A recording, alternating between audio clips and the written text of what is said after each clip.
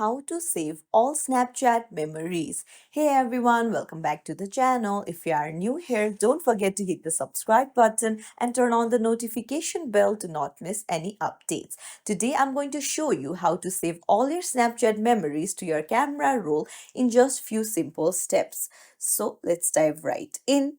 You need to open up your Snapchat and then you need to go to the memories icon, tap on it, and here you'll find all of your Snapchat memories saved.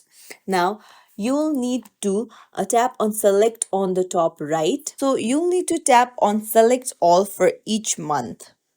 So you'll need to select for each month and then go to the send icon that is blue in color. Swipe to the left and then download it all.